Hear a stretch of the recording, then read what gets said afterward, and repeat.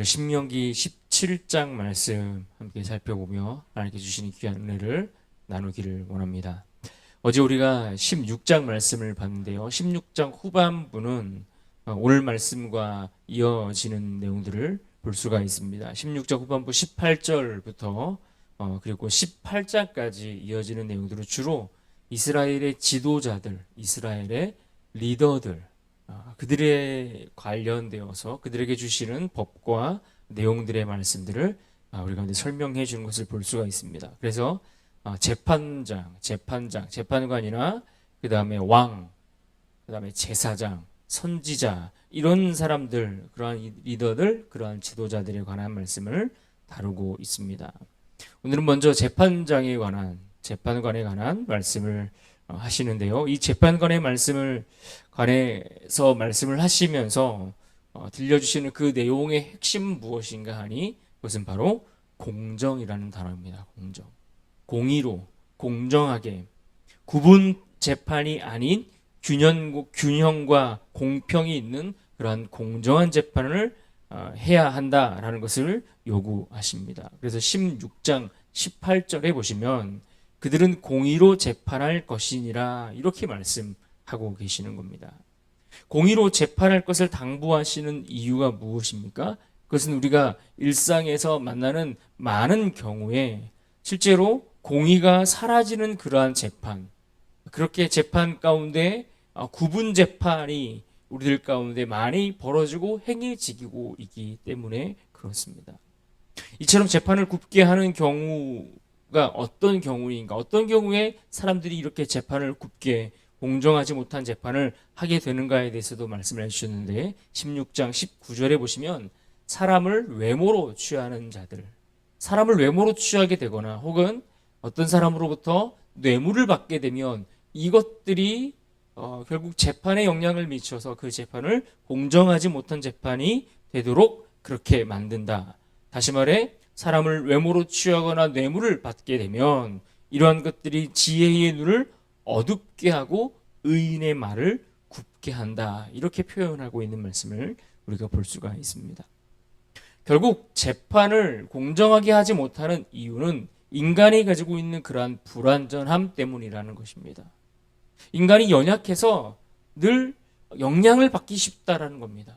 옳은 판단, 옳은 기준을 가지고서 재판을 하지 못하는 경우들이 너무나 많다는 겁니다. 그렇게 인간의 불완전함 때문에 언제나 재판을 공정하게 하는 일이 쉽지 않다는 점에 대해서 말씀해 주셨습니다. 그럼에도 불구하고 이 재판을 공정하게 하는 것, 이 재판의 중요성, 이것을 무시할 수 없는 것은 바로 이것이 한 국가를, 한 민족을, 한 나라를, 그 사회 공동체를 번영으로 나아갈 수 있게 하는 바로 이 첩경이 이러한 공정한 재판, 공의가 행해지는 것, 이런 것들과 관련이 있기 때문에 그렇습니다. 또한 하나님은 택하신 그의 백성들이 이 세상과는 뭔가 다른 차원에서의 하나님 나라를 만들어 가기를 기대하고 계시기 때문입니다. 하나님이 이스라엘 백성들을 향하여 내가 거룩하니 너희도 거룩하라고 말씀하시는 하나님의 거룩하심을 닮아 그 거룩함을 쫓아 살아가야 하는 민족이기 때문에 그들에게 뭔가 세상과는 다른 차원의 기대를 하고 계신다라는 이야기입니다. 그래서 성경에는 자주 이와 같은 재판의 공정성에 관련된 그러한 말씀들을 언급하고 계시는 것을 우리가 보게 됩니다. 약속의 땅에서 하나님이 택하신 백성들은 그렇게 하나님을 닮은 존재로서 그에 어울리는 윤리적 판단, 뭔가 세상과는 다른 보다 높은 도덕적인 어떤 수준들을 갖추기를 바란다라는 것입니다. 세상과는 다른 수준의 그러한 백성들로 그러한 세상을, 그러한 나라를 만들어 가기를 바라고 계시는 것입니다. 이런 바람과 기대는 오늘 우리를 향해서도 마찬가지입니다. 하나님은 우리가 이 땅을 살면서 우리가 다니는 직장이나 일터에서 또 학교나 어떤 공동체든 간에 그 안에서 똑같이 세상 사람들과 맞는 그 사람들의 수준으로 살아가는 것을 기대하는 것이 아니라 그 안에서 그들보다 다른 수준으로 살기를 원하는 겁니다.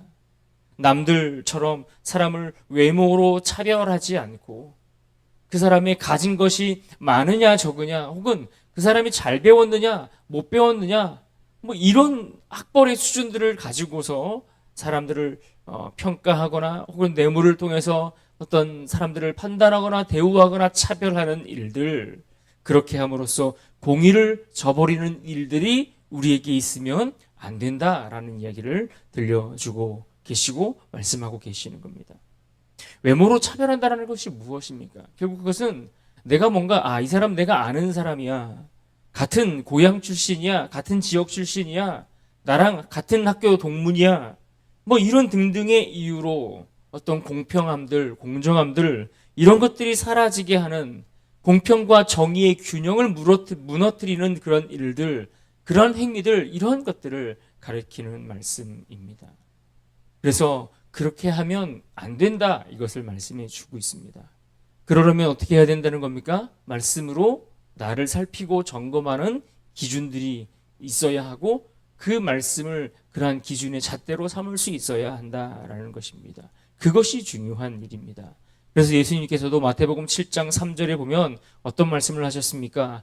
어찌하여 형제의 눈 속에 있는 티를 보고 내 눈 속에 있는 들보는 깨닫지 못하느냐라고 지적합니다. 무슨 말입니까? 먼저 내 내면을 살피고 점검하는 일에서부터 시작되어야 한다. 그래야 다른 사람들을 차별하지 않고 판단하지 않고 공정한 그러한 것들이 가능하다라고 강조해 주신 말씀입니다. 내 안에 이미 자리 잡고 있는 잘못된 관행들을 따라서 판결을 굽게 하는 일들이 있지는 않은지 우리의 모습들을 잘 살피고 이를 바로 잡아야 하는 것입니다. 특별히 오늘 본문 17장으로 연결되면서 이 17장의 말씀에는 이 우상을 숭배하는 그러한 악을 행하는 자들, 하나님이 아닌 우상을 숭배하는 그러한 악에 대해서 철저하게 끊어내고 처벌해야 한다라는 말씀을 하고 있습니다. 그런데 그 악을 끊어내고 처벌해야 하는데 그 절차와 과정에 있어서 매우 신중하게, 그리고 공정한 재판이 판결이 이루어질 수 있도록 힘써야 한다라는 말씀을 하고 계시는 겁니다. 그래서 2절과 3절 말씀해 보시면 여호와의 목전에 악을 행하여 그 언약을 어기고 다른 신들을 섬기는 자, 그렇게 악을 행하고 우상을 숭배하는 자들에 대한 그 재판에 대해서 말씀하고 있다라고 이야기합니다. 그런데 이들을 어떻게 처리하라고 했습니까? 5절을 보십시오. 너는 그 악을 행한 남자나 여자를 돌로 쳐 죽이되. 그러니까 그들을 그와 같이 악을 행하면 과감하게 그들에 대해서 철저하게 분명하게 그 악을 끊어낼 수 있도록 돌로 쳐서 죽여라, 이렇게까지 말씀하고 있다는 겁니다. 그런데 그 판결을 확정짓고 집행하기에 앞서 그 판결을 내리기까지는 어떻게 해야 된다는 겁니까? 매우 신중하게 아주 주의를 기울여서 그 과정 재판을 진행해야 한다라는 것을 당부해 주고 계시는 겁니다. 그래서 6절을 보십시오. 이렇게 말씀합니다. 죽일 자를 두 사람이나 세 사람의 증언으로 죽일 것이요 한 사람의 증언으로는 죽이지 말 것이며. 무슨 말입니까?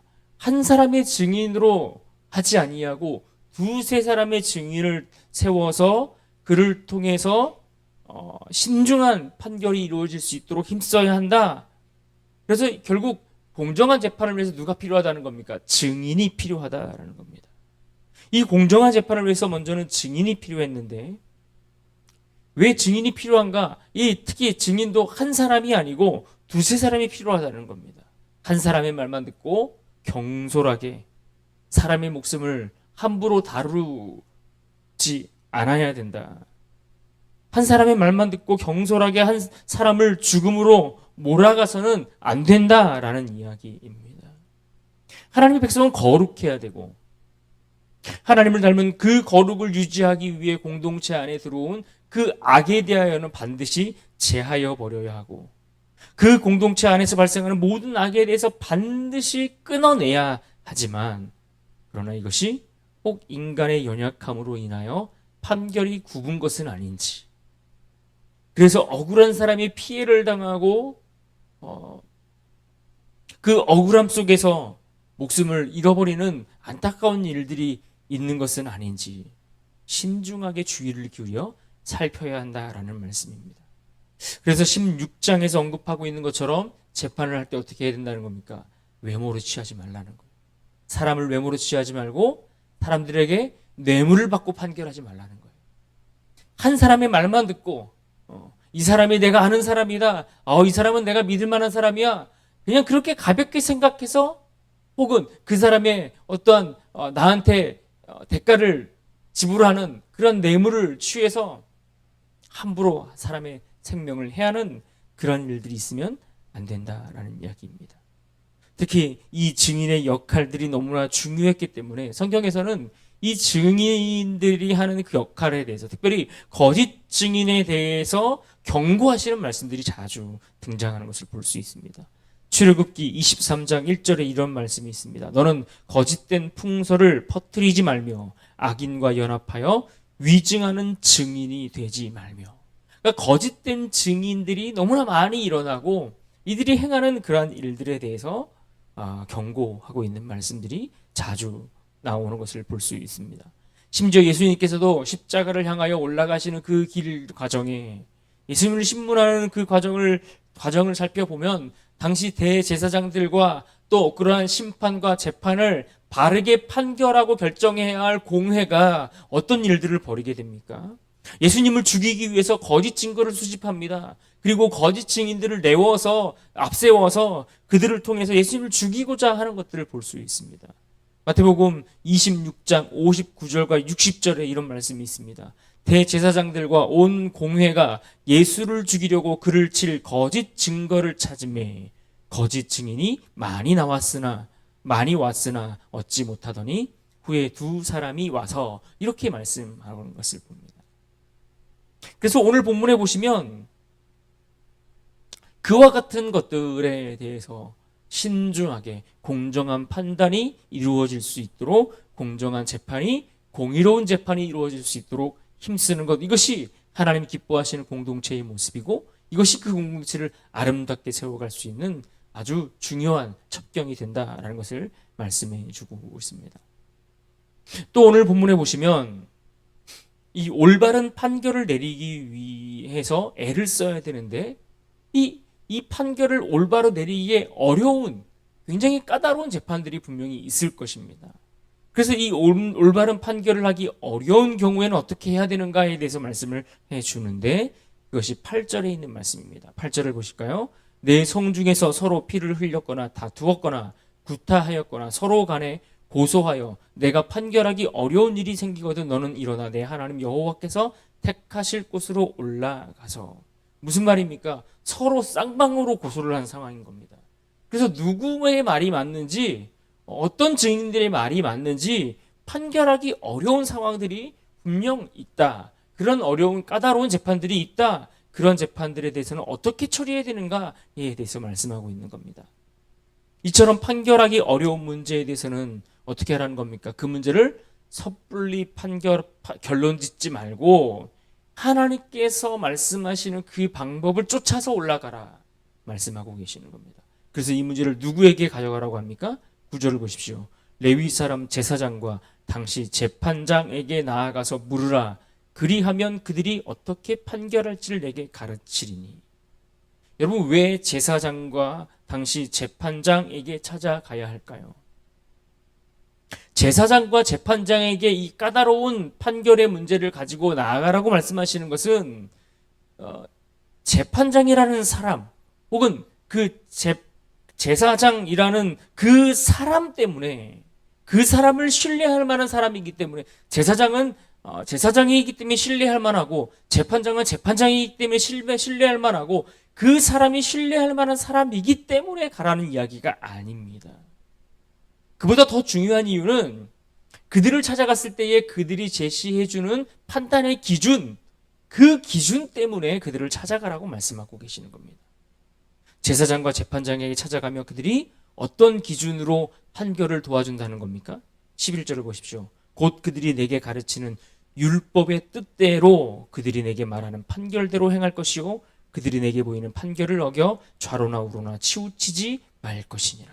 그러니까 무슨 말입니까? 그들이 내게 가르치는 율법의 뜻대로, 그러니까 제사장에게, 재판장에게 이 어려운 판결의 문제를 가지고 나가면 그 문제를 대하는 이 제사장과 재판장은 율법을 가지고서 그 판결을 가르쳐 줄 것이다. 이렇게 말씀하고 있는 겁니다.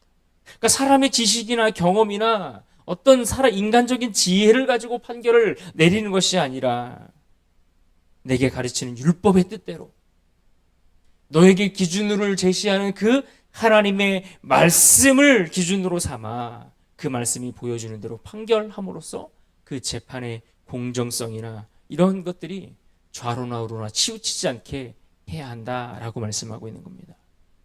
사랑하는 여러분, 우리가 말씀을 잘 배우고 훈련해야 하는 이유가 바로 이와 같은 이유 때문 아니겠습니까? 우리가 말씀을 잘 배우면 우리의 생각이 지혜로운 판결을 내릴 수 있는 사람이 되는 겁니다. 그 기준이 우리의 삶에 자리를 잡으면 그것이 결국 우리가 사람을 어떤 일에 대해서 어떤 상황들에서 그 문제를 해결해 나가는 그 과정 속에서 하나님의 말씀이 그 원리가 작동하게 되어 있는 겁니다. 하나님의 말씀에 대해서 성경은 뭐라고 말씀합니까? 성경은 하나님의 감동으로 되어 있다라고 말씀하지 않습니까? 그래서 히브리서 4장 12절 말씀에 보면 그 말씀이 우리의 영과 혼과 골수를 찔러 쪼개기까지 한다라고 말씀하고 있는 겁니다. 그래서 언제나 하나님의 말씀은 인간의 지식이나 경험을 뛰어넘는 그런 변하지 않는 진리의 기준과 판단 잣대가 되어진다라는 이야기입니다. 그래서 우리의 판단을 바르게 하고 그 말씀이 우리로 하여금 흔들리지 않는 기준이 되어준다라고 말씀하고 있는 겁니다. 이와 같은 맥락 속에서 한 나라의 왕을 세우는 문제도 이야기를 합니다. 한 나라의 왕을 세울 때에 그 나라의 왕을 세워야 할 때에 그 왕을 어떠한 기준으로 세워야 하는가? 그 왕은 어떤 자격 조건들을 갖추어 가야 하는가? 그것은 세상 사람들이 이야기하는 세상적인 조건이 아니다라고 이야기합니다. 17절을 보십시오. 뭐라고 말씀합니까? 그에게 아내를 많이 두어 그의 마음이 미혹되게 하지 말 것이며 자기를 위하여 은금을 많이 쌓지 말 것이니라. 그러니까 세상 권력에 있는 그 자리는, 세상에서의 그 권력의 자리는 세상에 좋은 것들을 많이 가지고 있거나 누리고 있는 사람들이 그 자리에 앉아 있거나 아니면 그 자리를 차지하고 그들은 더 많은 쾌락과 물질을 소유하려고 하는 것이 세상의 권력의 자리입니다. 그런데 하나님의 백성들 가운데, 특별히 하나님이 택하신 그 이스라엘 백성들, 하나님의 자녀들이 거하는 그 나라, 그 민족, 그 하나님 나라 시민들 가운데 세워지는 리더는 세상 사람들처럼 쾌락을 쫓거나 은금을 더 많이 소유하기 위해 그것을 쌓아두기 위해 애쓰는 자가 아니라는 겁니다. 그렇게 하는 자들은 세상 열방과 같은 이들이다. 세상 열방의 그러한 모습과 같은 왕에 불과하다라고 말씀합니다. 하나님 나라에 그런 왕은 어울리지 않는다는 겁니다. 그렇다면 하나님 나라에 어울리는 리더는 어떤 자들이라는 겁니까? 18절과 19절을 보십시오. 그가 왕위에 오르거든 이 율법서의 등사본을 레위 사람 제사장 앞에서 책에 기록하여 평생에 자기 옆에 두고 읽어 그의 하나님 여호와 경외하기를 배우며 이 율법의 모든 말과 이 규례를 지켜 행할 것이라. 하나님의 말씀을 옆에 두고 그것을 지혜 삼아 지키는 자가 하나님 나라의 왕으로서, 리더로서 그 자격에 어울린다라고 말씀합니다. 그러나 이스라엘은 어떻습니까? 이스라엘의 역사를 들여다보면 그들은 그렇게 하지 못했습니다. 사무엘상 8장 20절에 보면 하나님이 원하시는 왕을 구한 것이 아니라 뭐라고 표현되어 있는가 하니 다른 나라들 같이 되어, 그러니까 다른 나라들과 같은 왕, 세상 사람들과 같은 그러한 왕을 우리에게 주십시오라고 하나님께 요구하는 것을 보게 됩니다. 그리고 이것이 결국 그들의 실패와 넘어짐의 시작이 되는 것을 볼 수 있습니다. 오늘 말씀은 이스라엘 사회의 중요한 역할을 감당했던 재판장과 또 왕에 관한 기준의 말씀을 우리에게 들려주고 있습니다. 이 두 사람의 역할은 각기 다른 듯하지만 그러나 모두가 어떤 사건에 대해서, 어떤 일들에 대해서, 어떤 중요한 어떤 문제에 대해서 판결을 올바로 내려야 한다라는 그 역할과 책임에 있어서는 굉장히 동일하다라고 볼 수 있습니다. 그런 측면에서 공정한 재판을 위해서 또 공의로 나라를 다스리기 위해서 그들이 해야 할 것은 무엇입니까? 율법을 잘 지켜 따르는 것이었습니다. 율법을 가까이 하고 그것을 지혜로 삼을 때에 공정한 공의로운 재판을 할 수 있고 나라를 공의롭게 건강한 사회로 다스려 갈 수 있다라고 말씀해 주고 있습니다. 오늘 우리가 살아가는 이 시대는 어떻습니까? 정보와 지식이 넘치는 시대를 우리는 살고 있습니다. 손안에 작은 컴퓨터와 같은 휴대폰 하나 들고 있으면 그리고 작은 기기 하나만으로 전 세계에 있는 모든 정보를 다 소유할 수도 있고 그것을 공유할 수도 있는 그러한 시대를 우리가 살아가고 있지 않습니까? 그러나 여전히 우리가 살아가는 이 세상은 공의가 사라지고 오히려 공정한 재판을 기대할 수 없는 그런 세상을 오늘 우리가 살아가고 있습니다.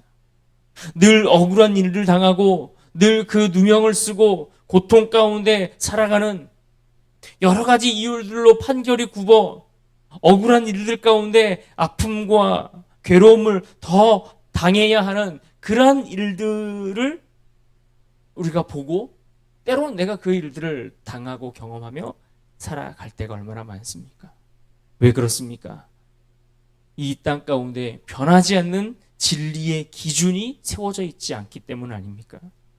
세상에 지식은 넘치지만 정말 하나님의 말씀이 제대로 기준이 되어 세워져 있지 못하기 때문에 오늘날 이 세상이 공정한 재판을 기대할 수 없고 공의로운 통치를 기대할 수 없는 시대가 되지 않았습니까? 그러나 오늘 말씀은 우리에게 분명하게 말씀합니다. 율법을 기준으로 삼을 때에 너희가 공정한 재판을 기대할 수 있고 그 율법을 잘 지켜 읽고 행할 때에 공의로운 나라를 다스리고 통치하는 것이 가능할 것이다.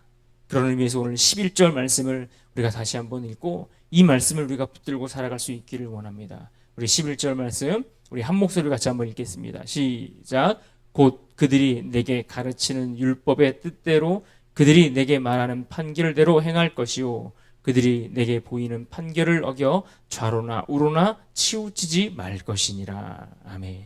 이 말씀을 우리가 기억하고 오늘 하루도 우리의 삶을 공의로 이끄시는 말씀의 뜻대로 지혜를 배워서 치우치지 않는 그러한 믿음의 사람들로 살아갈 수 있기를 주님의 이름으로 축원합니다.